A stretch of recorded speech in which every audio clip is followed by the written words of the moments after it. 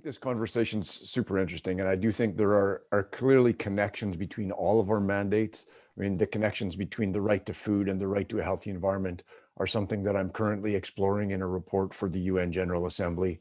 I think there are clearly connections between environmental degradation and the conditions of extreme poverty that still afflict far too many people in this world. And I'm really delighted by the work that my colleague Olivier de Schutter is doing on exploring the parameters of a post-growth economy that alleviates poverty. I think that's just critically important work.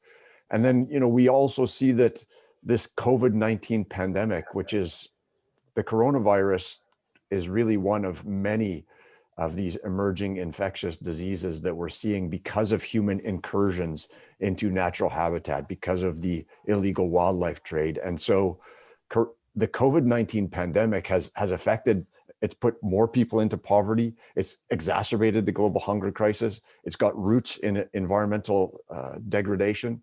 And the COVID-19 pandemic has also increased violence against women.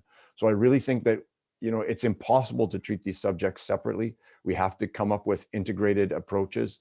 And I think that the key from my perspective is if we approach all of these issues from a human rights basis, if we take a rights-based approach to environmental degradation, a rights-based approach to the food system, a rights-based approach to poverty, then that's our greatest tool. That's our most likely path forward to success, is to really emphasize on this, on people's rights, because that's the way we can hold governments at all levels accountable for these universal rights. Thank you. Thank you. Mr. Fakhri, over to you. Thank you. So just thank you to Heather and Joseph.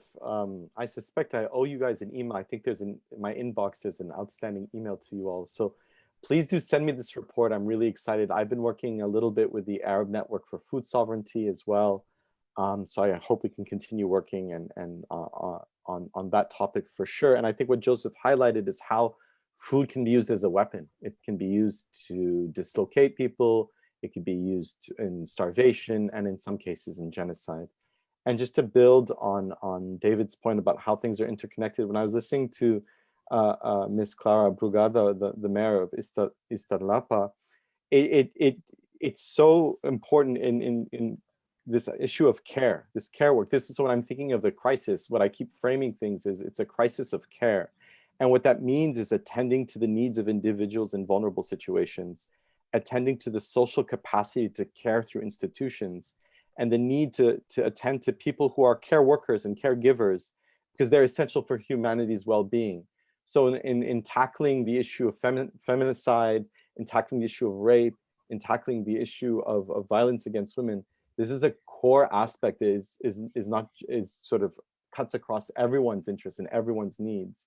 And so I was just listening, for example, how they supported women through public kitchens and through popular dining rooms and through laundry services. This is a model, I think, for everybody, that when you take care of people who take care of us, right? When cities take care of those that take care of us, everyone benefits. So in the pandemic, governments are trying to prioritize things, and I think prioritizing people who take care of others is the way to go. Thank you. Thank you for that. Mr. de Schutter, over to you. Thank you. And again, thank you for involving me in this discussion. And I benefited a lot from the comments received so far, and including those just made by my colleagues, David Boyd and Mikhail Fakhri.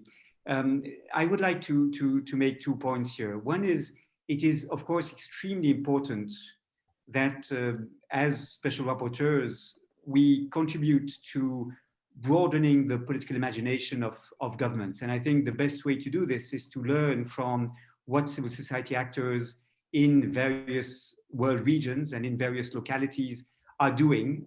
Very often they're more imaginative than technocrats operating in a much more top-down fashion with the recipes that are the most classic. So we must continuously learn, and it is important to hold governments accountable, but it's equally important to provide them with alternatives they may seek inspiration from.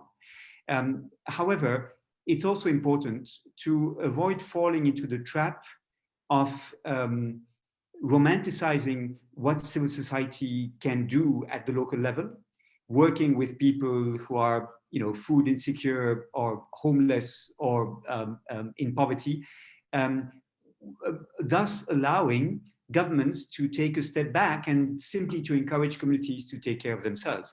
And there is this danger of the retreat of the state under the pretext of empowering civil society to come up with its own solutions and encouraging solidarity at the local level. And I think it's a major problem in areas such as food, housing, and even healthcare, that the humanitarian response from civil society is becoming a substitute for much bolder state action. So we must insist on this, and working with those actors is essential, but not to allow the state to be excused from doing nothing, but instead to hold the state accountable for those actors having to step in to make up for the deficiencies of the state. I think it's really important in the area that Michael Fakhri is working on. For example, the question of food aid comes up, but it's also true in my own mandate on poverty. The second shorter remark is that I worked in the past on food, and working on the right to food, I was deeply involved in discussions about how food production and consumption could contribute to a healthier planet and reduce the ecological footprint. And this is something that David Boyd and Michael Fakhri in their own ways are pursuing, of course, and I welcome this. I now work on poverty, and I realize that the actors working on poverty are much less concerned about the degradation of the environment, and very often, particularly the official actors, remain focused on the idea that we should increase wealth creation. And so I think it's important we work taking into account the complexity of funding solutions that do not only prioritize one single right, the one we are in charge of reporting about, but that we take a much broader picture, and that we avoid and that we don't over-specialize, if you wish. And for me, it was extremely interesting to move from food to poverty, given that this concern we have for the sustainability of our lifestyles is one I'm now trying to bring into the poverty debate, but it's not easy, yet I think it's vital. So all this to say, I think it's very important that we work together, and this exchange we're having today is one example of how fruitful it can be. Thank you. Thank you. Ms. Simonovic, the floor is yours. Thank you. Thank you very much for this rich discussion. And I would like to add what was already mentioned by other special rapporteurs present today here, that with respect to human rights-based approach, and in addition to this, also inclusion of gender perspective, we are now at the level of really focusing on implementation. And it is clear that all special rapporteurs are now able to include this gender perspective, but now we are not anymore on rhetorical level, just mentioning it. We are able to see what is really needed at a local level, at the level of cities, what should be done in order to apply those human rights frameworks that we have developed at the UN and regional levels.